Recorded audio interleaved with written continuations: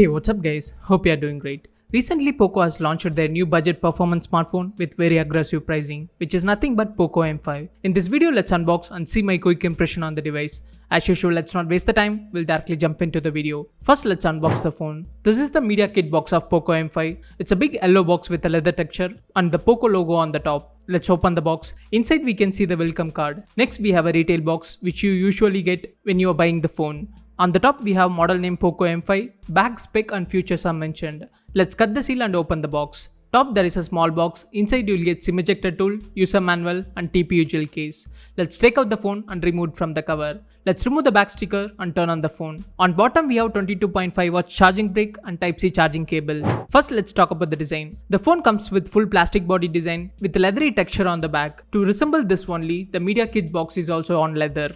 The side frames are also made up of plastic. The phone is 8.9 mm thickness and weighs overall 201 gram. And with the aspect ratio of 20:9, the phone is not that comfortable for one-hand usage. Also, the design is slightly look like POCO M4 5G. The phone comes on 3 color variant: POCO Yellow, Icy Blue and Power Black. Overall, when we talk about the design, the phone gives really premium look when we look from the back. Next, let's talk about the display. The phone comes with 6.58-inch Full HD Plus LCD display with 90Hz refresh rate. You can choose either 60 or 90Hz. There is no adaptive refresh rate option. Also, the phone have really big bezels on both top and bottom, and it comes with water drop notch on the top. Next, when it comes to protection, the phone comes with Corning Gorilla Glass 3 protection. Also, we didn't know the peak brightness value, but both on the indoor and outdoor usage, the display looks decent. But on the direct sunlight, the visibility is bit less. Overall, it's really a good display for the price, and both media consumption and gaming experience is really great on this display. Next, when we talk about the ports and button, on left we have a SIM tray with 3 slots, 2 SIM and 1 SD card. You can expand storage up to 512 GB. On bottom we have mic, Type-C port and speaker grill. When we talk about the speaker, the phone have single speaker. The audio is loud and clear. On right we have volume rocker key and power button. On top we have 3.5 mm audio jack and IR sensor. There is no secondary noise cancellation mic on the phone. When it comes to security, the phone have fingerprint sensor. Also you can use face unlock option. The power button doubles as a side mounted fingerprint sensor. Next, when it comes to software, the phone runs on MIUI for POCO 13.0 on top of Android 12. The last security patch received was on August.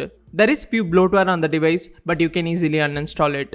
Next, when it comes to camera, on front we have 8 megapixel selfie camera with aperture 2.0. On rear we have a triple camera setup, 50 megapixel main camera with ISOCELL J1 sensor and 2 megapixel macro camera and 2 megapixel depth sensor. When it comes to video, both front and back you can record max 1080p at 30 frames per second. Next, when it comes to battery, the phone comes with 5000 mAh battery with 18 watts fast charging support.